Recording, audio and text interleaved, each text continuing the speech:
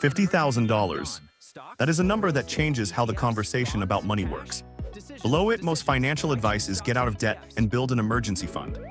Above it, a whole new set of questions opens up. Questions most people have never had to seriously ask before. Like, what do I actually do with this? Do I put it all in one place? Do I spread it around? Is the stock market right for this? What about real estate? Or just leaving it in a high-yield savings account and sleeping well at night? Here is the uncomfortable truth about having $50,000 to invest. The hardest part is not finding options. Options are everywhere. The hardest part is knowing which ones are right for you in your specific situation at this specific moment in your financial life. And the second hardest part is not doing something impulsive with it before you figure that out. In 2025, Americans collectively hold over $18 trillion in cash and cash equivalents, sitting in savings accounts, money markets, because they are not sure what to do with it. A significant chunk of that is paralysis money. People who have savings and have not deployed it because the decision feels too big and too permanent. Today we are solving that. 9 of the best ways to invest $50,000, from the safest and most accessible to the more sophisticated, ranked and explained in plain language. By the end of this video, you will know exactly where to start. Let's go. Welcome back or welcome for the first time. This channel is about building real wealth with practical, clear strategies. Hit like and subscribe if that is your thing. Quick but important framing before we get into the 9 options.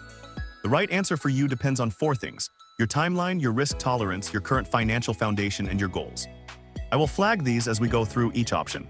A 28-year-old with a stable income and no high-interest debt should deploy $50,000 very differently from a 55-year-old approaching retirement. Both are correct for their situation. Neither is universally correct. Also, and this is not optional, before you invest a single dollar of your $50,000, 2 things need to be true. First, you have no high-interest consumer debt. Paying off a credit card at 22% is a guaranteed 22% return. No investment on this list reliably beats that. Second, you have a funded emergency fund of 3 to 6 months of expenses. Investing money you might need in a crisis forces you to sell at the worst possible time. These 2 prerequisites are not exciting. They are also not negotiable. Assuming both boxes are checked, let's talk about where the $50,000 goes. Option 1 is not glamorous. It is also the highest return thing most people can do with investment dollars before considering anything else, which is max your tax-advantaged retirement accounts. For 2025, you can contribute up to $23,500 to a 401k, to $7,000 to an IRA, either traditional or Roth. If you are over 50, those limits are higher. That is $30,500 of your $50,000 that could go into tax-advantaged vehicles before you think about anything else. Why does this matter so much? Because the tax treatment compounds alongside the investment returns. In a traditional 401k, you contribute pre-tax dollars, meaning you reduce your taxable income today and pay taxes in retirement when you may be in a lower bracket. In a Roth IRA, you contribute after-tax dollars and pay 0 taxes on the growth ever. The compounding inside these accounts is not just on your investment returns. It is on the money you would have otherwise paid in taxes. If your employer offers a 401k match and you are not contributing enough to capture the full match, that is the very first thing. 50% employer match is a guaranteed 50% return on those dollars before any market return. There is nothing on this list or anywhere else in the investment universe that offers a guaranteed 50% return. The reason this is option 1, it is not about where the money goes. It is about the tax wrapper around wherever it goes. You can still invest in index funds, bonds, and REITs inside a retirement account. The tax advantage is layered on top of everything else. Option 2 is the anchor of almost every serious long-term investment portfolio. A broadly diversified low-cost index fund tracking the S&P 500. We have covered this in depth in previous videos, so the quick version. When you buy an S&P 500 index fund, you own a tiny piece of the 500 largest publicly traded companies in America. You are betting on the broad American economy, not on any single company. The expense ratio at major providers, Vanguard, Fidelity, Schwab, is 0.03% to 0.05% per year. Fidelity even offers a zero-fee version. The historical average annual return of the S&P 500 over long periods is approximately 10% nominally, roughly 7% after inflation. The Vanguard S&P 500 ETF gained 17.8% in 2025 alone. Over the past 5 years, the cumulative return has been close to 100%. This is not a prediction of future returns. It is context for what broadly diversified index fund investing has delivered over long periods for patient investors. $50,000 invested in an S&P 500 index fund at a 7% average real return, untouched for 20 years, becomes approximately $193,000. For 30 years, approximately $380,000. The math is not complicated.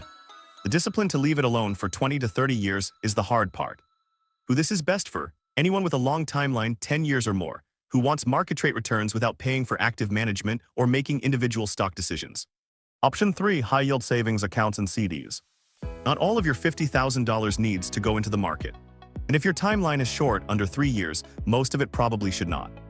High-yield savings accounts are currently paying around 4% to 4.5% APY at competitive online banks.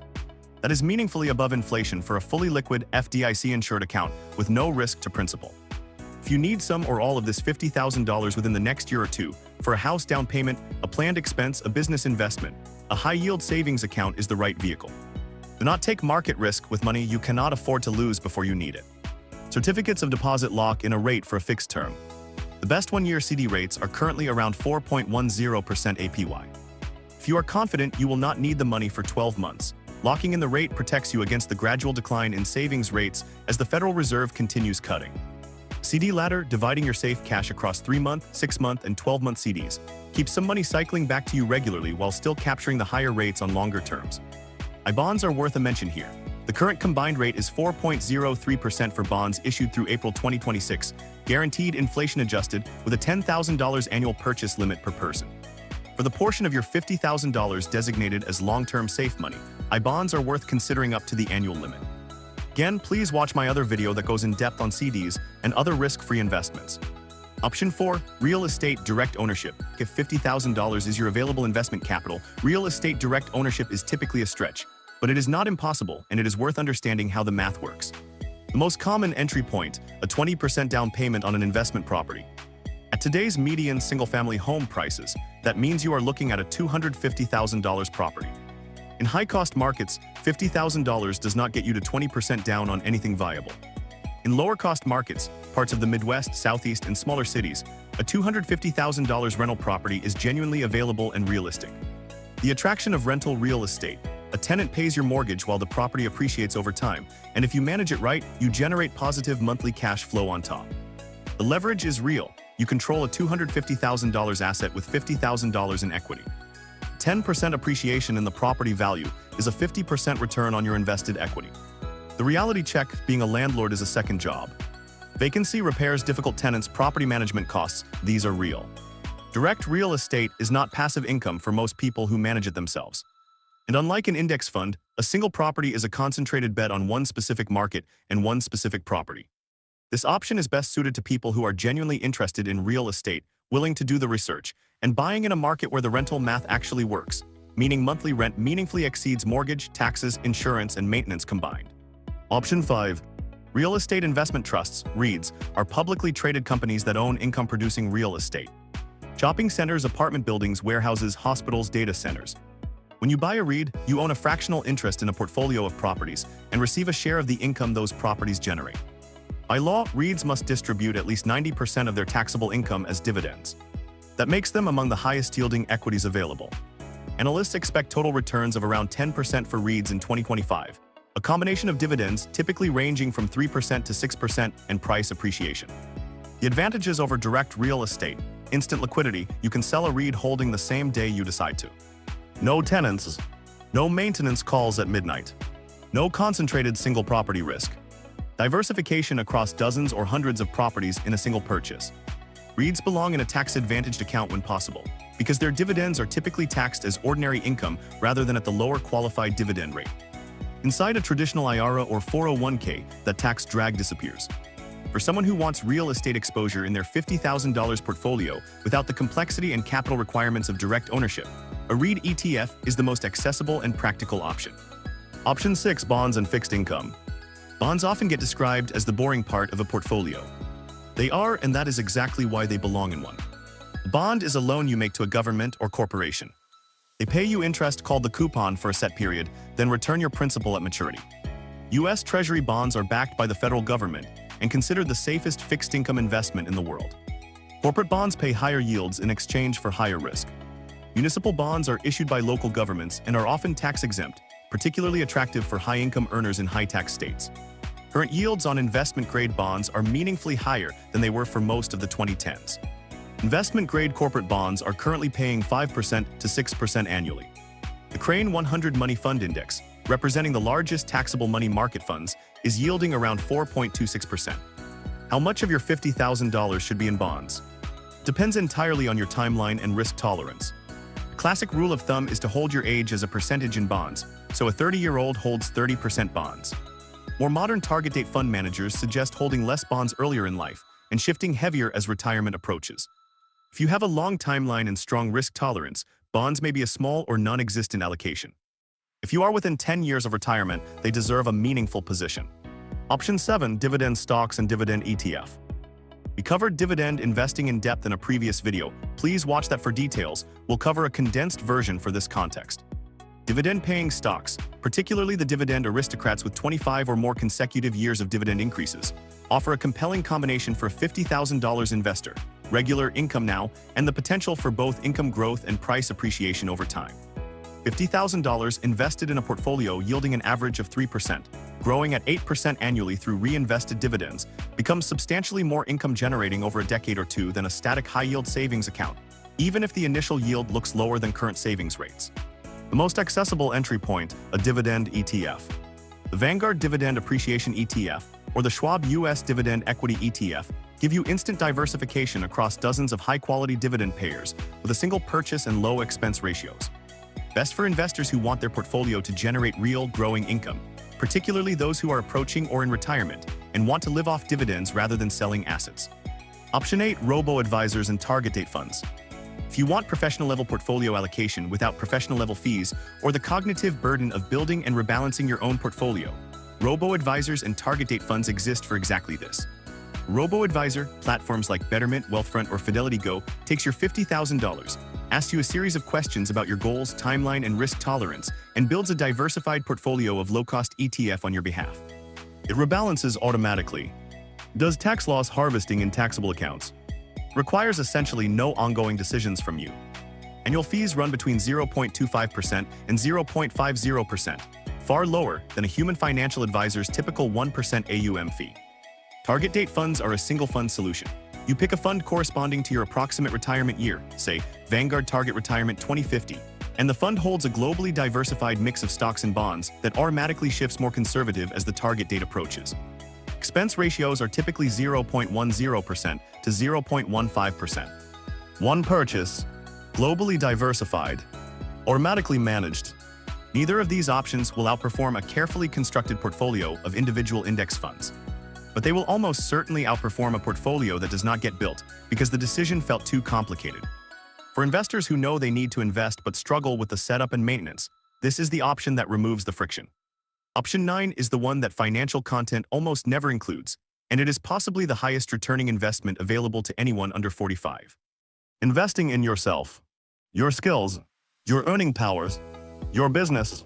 Here is the math that makes this real. If a $10,000 investment in a relevant certification, course, or training program enables you to earn $15,000 more per year, that is a 150% first-year return. No asset class offers that. And unlike a stock, the return from a skill does not depend on market conditions. Compounds through your career in the form of higher income, better opportunities, and expanded options. For an entrepreneur or business owner, $50,000 deployed into a business that generates $20,000 per year in profit is a 40% annual return, dramatically higher than almost any passive investment. The risk is higher and the effort is real. But so is the upside. This option is not for everyone. Requires identifying a genuine skill gap or business opportunity, executing with discipline, and being honest about the return. But for the right person at the right stage of their career, particularly someone earlier in life with decades of earning ahead, the highest returning use of $50,000 may not be in the stock market at all. So 9 options. 1. $50,000. How do you actually allocate it? Here is a practical framework based on 3 scenarios. Scenario A: long timeline, 20 or more years, stable income, no debt. Max tax-advantaged accounts first. Contribute the full $23,500 to a 401k and $7,000 to a Roth IRA if eligible.